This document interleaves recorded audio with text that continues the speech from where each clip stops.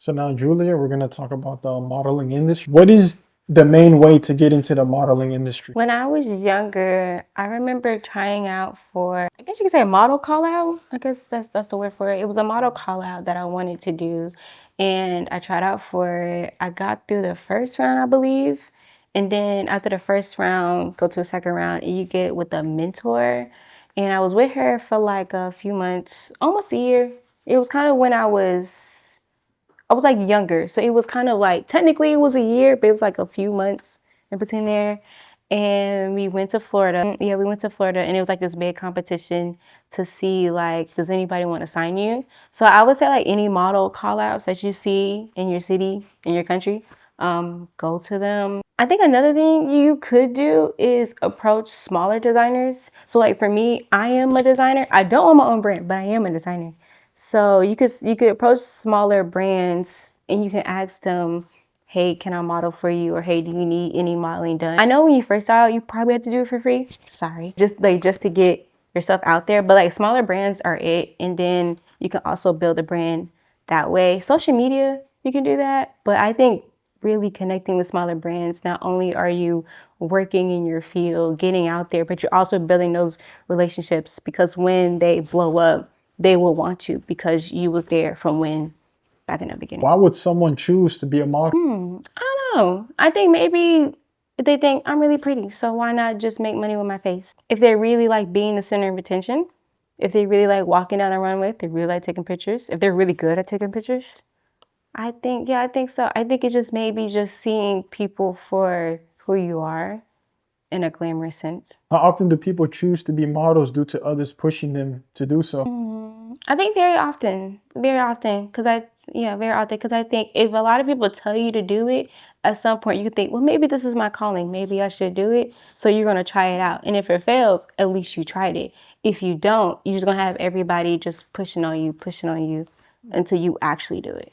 Yeah, because I don't think, based on my experience, nobody just wakes up one day and decides to be a model. Like, you got to have like certain influences around you, you got to have a clique of friends that kind of push you in that direction. Like Yeah. more than one, of course, like multiple people for you to decide to give it a shot.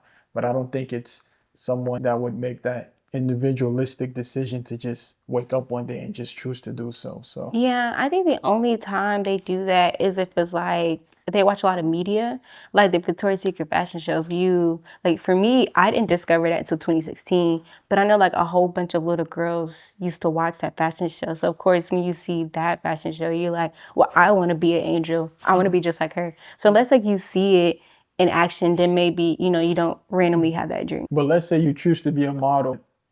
Let's say you want to be a model, but then someone else looks at you and they're like, I don't think so. But you want to do it, even though like even though like what others see in you is like a low probability.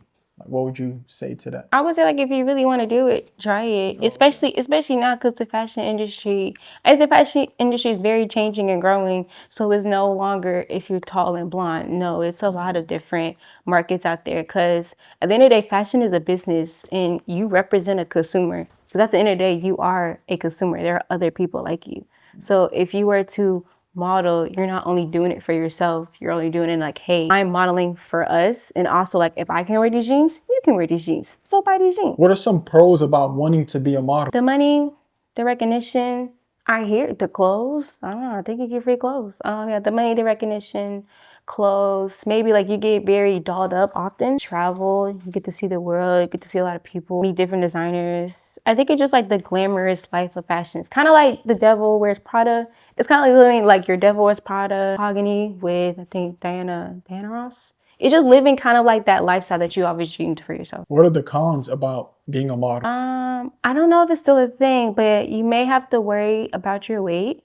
That may still be a thing. You have to worry about your weight. You have to worry about how you look all the time. You have to really like well, it's not really a con, but like maybe taking care of yourself more than what you did. So it kind of depends on how that is. But like, skincare is really important. Hair care is really important. Teeth is really important. Really getting, hair. Oh, you have to like probably like shave a lot, wax a lot, or laser. Could do laser, but that kind of hurts. So I think it's just like You have to maintain a lot of stuff all at one time. How hard is it to get into modeling? It used to be really hard. I don't think it's that hard anymore because of social media and branding. Because I remember this is one model. She took a picture with she took a picture at Howard University, and since that picture she blew up, right? So for her, it may seem pretty easy. I think she's like one in like a dozen. What is her name? It's not Aiko, but it's like Anoki. She's a really beautiful model. She's dark skinned. She looks like an angel. Oh, geez. I don't know if y'all follow, but she was the second runner up in the model of the year because she got beat out by another one. I don't know, maybe I've seen her. But yeah, Anoki. Ooh, no, but I can probably pull up her picture. That's something I think it's a Nike, yeah. Why can't I? And it was her first time ever getting into modeling. I think so, yeah. This is. No. She's from. I have no idea where she's from, but well, I followed her Matt Gallon, but do you remember that whole picture? Oh yeah. Yeah. Yeah, she does look like Asia. I'm trying to think. Where's that? Oh wait, hold on. I'm gonna put Howard picture because Howard. Yeah, okay, yeah. This was the picture. This was like her first picture. And that skyrocketed. Yeah, and that skyrocketed her. Yeah. There was like ever since that picture, there was like do it. So I think maybe like an agency saw, or everybody saw it, but like an agency saw it, and it was like yeah. And ever since that picture, It was like a graduation picture. Was it a Oh no. So she went to so funny, she told the story on an interview. I can't remember who she interviewed, but she was like how she was supposed to go to like an academic thing, and she went to Howard Homecoming instead, and some random photographer just took the picture, probably just of the event, but they took a picture of her and it blew up. So then her parents saw it and it was like, so we see that you didn't go to this educational thing, you went partying. And she was like, wow.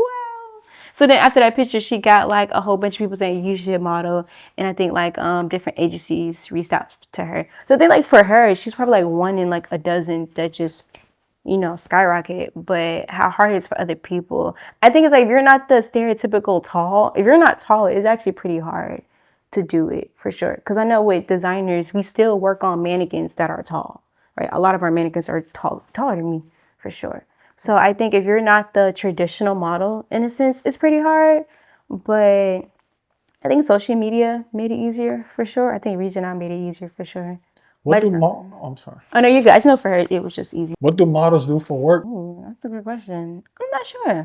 I'm not sure. I think maybe they probably pursue their their second option. So maybe they're like, all right, so I do modeling on the side, but maybe I'd be like a doctor or a lawyer or accountant. Maybe they just go to college just to get the degree, but they want to do modeling. Or because it seems to me like modeling doesn't seem like something you could do full time. So I think it was probably something they wanted to do on the side. So their first option maybe just wasn't something they saw themselves doing, or maybe it just crashed out on them. They lost hope in that first option, so they probably tried that second option and it went pretty well. So that's just what I'm assuming. Yeah, no, that makes sense. Yeah. How much do models travel? If you're a really good one, you travel a lot, especially so peak seasons are like fashion week seasons. So you have New York, Paris, London. I guess like any major fashion capital, Italy, any major fashion capital, you have fashion week. So during those peak times, they travel like a lot, like just really back and forth, mostly by plane, of course, or train if they're in Europe. But if you're not as big, I think you still travel pretty often because there's a lot of photographers nowadays, which is pretty good. There's a lot of photographers nowadays. So if you really want to make a name for yourself, I do believe they travel pretty often, mostly from like city to city or different photographer. Or if you have one that you have a good relationship with, maybe not as much, but it kind of just depends on where you're at in the industry. Is modeling a career or a side gig? It can be a career. Actually, I think it's a career. I'm gonna say that confidently. Yeah, it's a career. Sure. Is it possible to live off the income you make off modeling? Yes, I think. I believe so. Maybe probably not at first because nobody knows you, and it's hard to negotiate pay, especially when you offer your services. But I think like once you get like a really good resume, really good projects, then yeah, you could definitely live off of it for sure. What is the best age to get into modeling? Maybe like between 18 to 20. I would say like I would say like of a legal age, because a lot of I say like a lot of legal ages, like 18, 20. Do you have any friends who model full time? No, way too. No, I don't. Part time? Part time, yeah. Okay. How many? One? Yeah, one. She's a friend. Yeah, one. How often do you see her? That's interesting. I think she's back in Georgia, but she was in New Jersey for a while. Okay. So at first, like probably not as much since I graduated high school, cause like she went up there, but she's back in Georgia. But yeah, not much. When you're a model, you're at the mercy of the photographer, and sometimes these photographers could have malicious intentions because it's either do what they say or you're out of a job. So describe to me the sexual harassment that occurs in the modeling industry. Honestly, I don't personally know about it, but I think I think you can kind of compare it to the film industry, to be honest.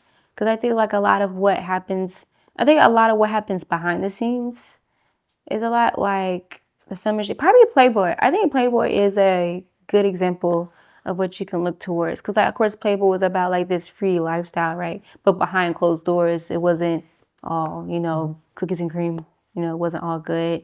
But of course, like, once that centerfold came out, because everybody wants to be a centerfold. We use Playboy. So yeah, I think you can kind of compare it to Playboy and also the film industry. Because even the film industry has like a dark underbelly. So I think that's the thing. I think like some happens, but I just don't know how much it happens for me to give you an accurate answer. Because I feel like it's more than just looks or even skill sets. Let's say a photographer promises you a promising career, but you just got to do certain things and you don't want to do those certain actions, then you can be blackmailed. And in a situation like that, like who do you run to? Because it's like, who's going to listen to what just occurred to me? So I've heard a couple incidences, but I just want to see if it's something that you possibly knew about? Yeah, no, not really. I think if I hear about it from Playboy. When Victoria's Secret was really popular, a lot of people took advantage of people that wanted to be angels. They took advantage of that. And then, like if you're like new or naive in the film scene, they take advantage of you. But I don't personally know. Who has it more challenging, male models or female models? I personally say female models. I don't really know a lot of male models personally. Well, I think the only models that I really do know is the ones that we have at school. Those are like part-time. Some of them do full-time after you graduate. But I would say female models have a hard time because I think they just have to worry about a lot. Is it like survival of the fittest? I think so. Oh, okay. Yeah, I think so. I think they do worry about the same things, but I think they just worry about different things, right? Because I know like with the male, right? 9 times out of 10, your photographer is a male, right? And unless he swings for the other team, he's not really gonna really sexually assault a man unless, he goes that way, But a lot of times it's usually a straight male behind the camera. So a lot of times they do prey on the women that they take pictures of. So since you feel like male models are recognized more, is there a pay gap between male models and female models? I would honestly like to think they get paid more. I would love to believe that. I could be wrong. I'm probably wrong, but I would like to believe they are paid the same because it's like a niche career. It's such a niche career, and for you to pay a male model more than a female, that's kind of weird, to be honest. Especially when a lot of the top models that everybody knows are female. So I don't know why a male get paid more than a female, to be honest, or a woman. How easy is it to get into modeling if you're born with a silver spoon? Like Bella Hadid or Gigi, like nepotism, or Like you grew up in a wealthy household, so your parents know connections, and let's say you tell them you want to get into modeling, like how easy would it be for them to just find a connection? Honestly, yeah, from what I've seen from Nepo Baby, I guess it would be really easy for sure. But I think it's just a lot more pressure, to be honest. I'm sorry to cut you off, 'cause, I think you even mentioned Gigi. Gigi, I don't know how to say her last name. Oh, Hadid? Yeah. I think even like Paris Hilton, because her like the Hilton hotels, so she could do anything since she's like a fashion. No, definitely for sure. I honestly think it's really easy for them to do it for sure. I think they're just under a lot of criticism because like they could just do it so easy, right? But of course, like from people that have to work for it, it is a lot of criticism because then it's like, well, then you have to look the part. You have to be the weight. You have to be the height. And you have to do good. You have to be kind of really good. Because if you're not really good, then you're just really open to criticism that you may not even deserve. What's the difference between a model and a supermodel? Ooh, that's a good question. I would say a supermodel really has the power in her personality, in her walk, in her contracts, and she gets the best clothes for sure. And I think a supermodel is generational. A supermodel equals generational, like a generational talent for me. Like Naomi Campbell, right? She can never, well, that woman doesn't have to retire, right? And that is a supermodel for sure, especially in the 90s. And she still looks amazing to this Like, day. I don't know if you know Tom Brady, his ex-wife. Oh, Giselle. Yeah. Yes, I know her. She was a Victoria's Secret angel. She had a fantasy world. It was so cute.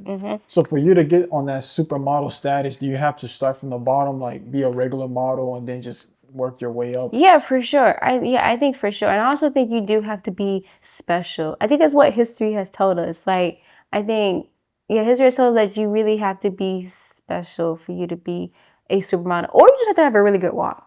For sure. Because I know a lot of Victoria's Secret, when Victoria's Secret was back in its heyday, they really did suck out really, really special girls and really like the girl next door. So I really think they really had a really good eye for supermodels at the time.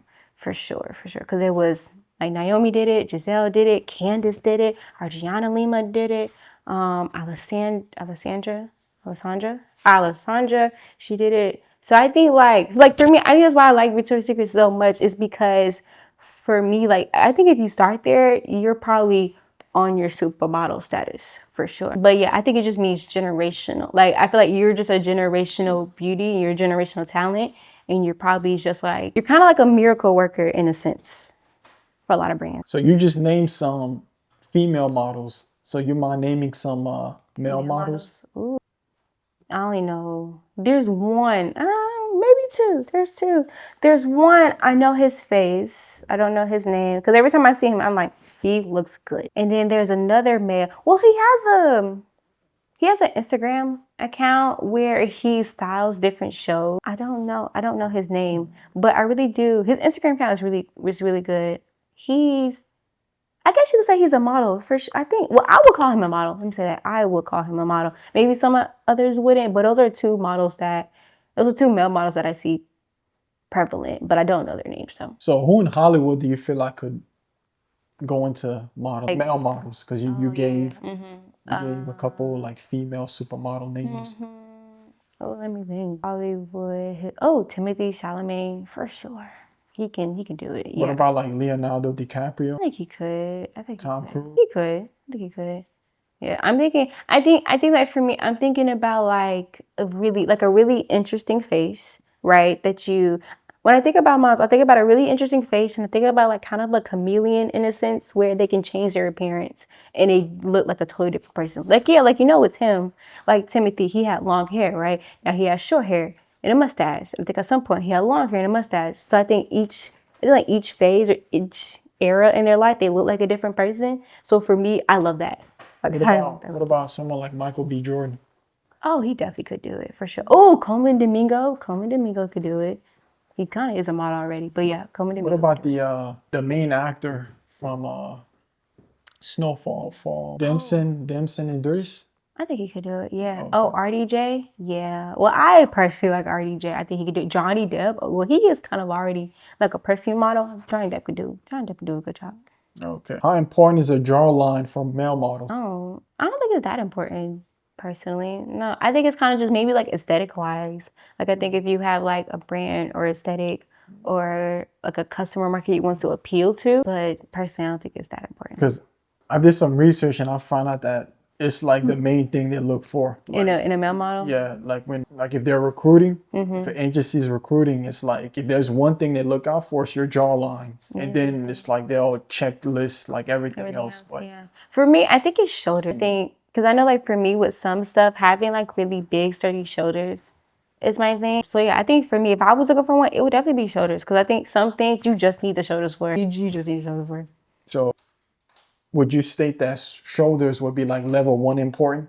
Personally, for me, yes. Okay. Yeah. So what about stuff that are like somewhat important? Let's say like level 2.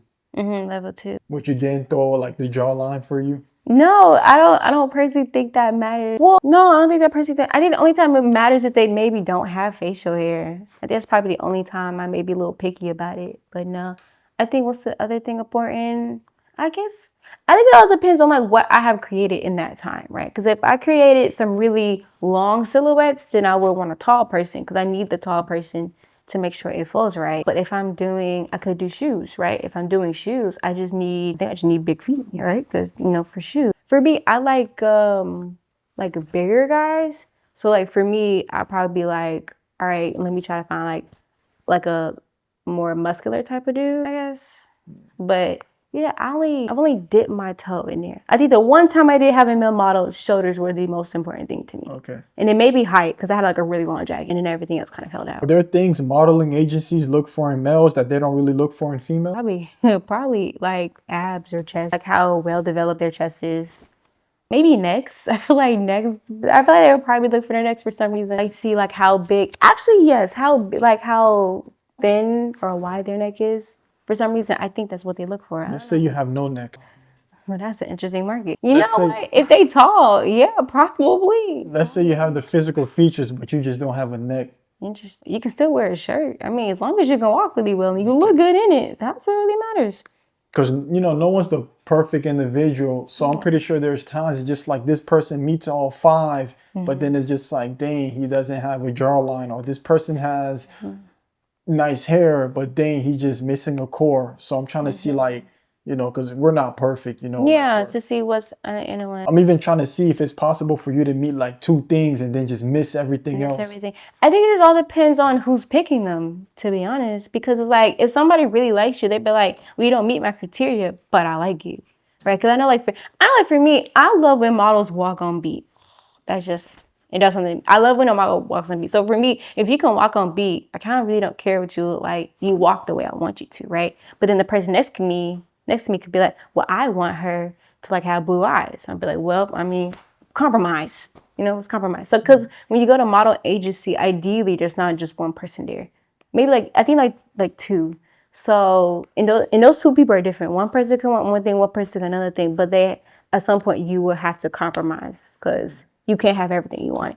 Hence why I think supermodels are really. Hence why I think that makes a supermodel different. Because supermodel is like, wow, she's like everything I ever wanted and more. Or he is everything I wanted more. Or they are everything I wanted and more. Hence why sometimes they can be seen as generational, like a generational beauty, as they call it. How often or how rare is it for agencies to hire twins? Oh, no, that's really common. I think that's more common than you actually think. Like there was this runway show, I forgot which brand they did it, but they casted 66 sets or like pairs of twins. So it was like twins all just walking down the runway.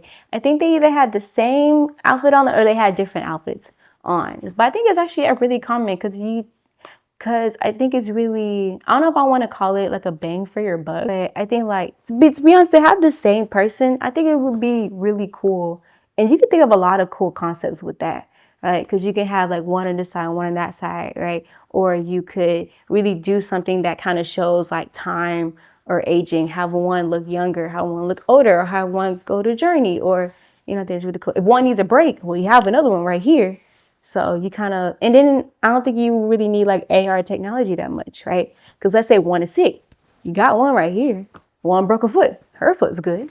So I think it's yeah. So it's like modeling agencies could like experiment with the fact that there's 2. Yeah, for sure. Yeah. Okay. So I want to see how competitive like these modeling agencies are like when it comes to models wanting to be like the next person up. Like, so do upcoming models get into it with other models that are? I'm pretty sure they do. Okay. Yeah, I'm pretty sure they do. Yeah, because fashion is really cutthroat. No matter how you look at it, no matter how you slice it, it's cutthroat. And that's why you kind of really have to have tough skin when you go into it, no matter the thing, like shoe designer, purse, fashion, model, jewelry. Like it is a really cutthroat industry. So you really do have to have the thick skin for it. Because if not, someone can really cut you down. And it's kind of up to you to be like, all right, like you're not gonna talk to me that way, or like, all right, this is just not my field, so let me just buy it. Have you witnessed this person? Like models not getting along with each other? No, not really. No, not Like personally. them just going at it, you know, like it gets. No, I think the only time I witnessed this was like America's Next Top Model. That was kind of the only.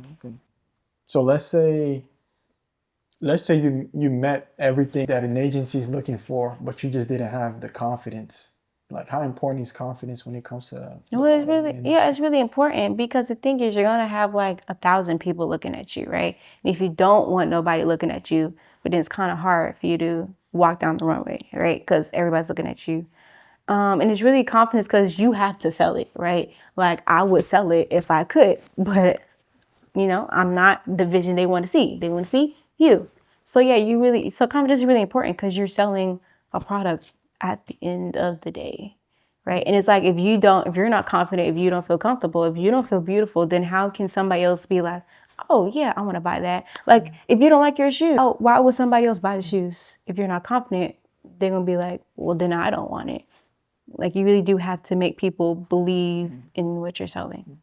It's like you're selling the product, but you're giving them a taste of your personality too. So it's like both worlds have to mix. Where it's like you're representing our product, but then you're giving us a sense of who you are as an individual. So yeah, and it's also kind of just like you're selling them. Because a lot of people say this, but you're selling them a fantasy. You're selling them a fantasy, and you're selling them what their reality could be, right? So like shoes, right? Nike does it all the time. Nike has a lot of famous athletic people wear their shoes, right? So when you look at the shoes, you be, oh, well, I want to be LeBron James. Let me go buy those shoes. If I buy those shoes, I'm gonna be LeBron James. That's kind of how that works, right? And then of course, if LeBron likes his shoes, then he would be like, well, then buy these shoes. Obviously, I like them. Why won't you like them? what does modeling translate into? What can it translate into? Like, let's say you're a wonderful model, but then you want to experiment other fields. What can that easily translate to? Oh, a lot of models go into real estate. Yeah, a lot of them go into real estate because they can sell you a fantasy. So if they can sell you a fantasy, they can sure sell you a house for sure. A lot of them go into, I think a lot of them go into, I would like to think they go into being photographers. I mean, it makes sense. It just translates so well. Other models go into, I think what else do they go into?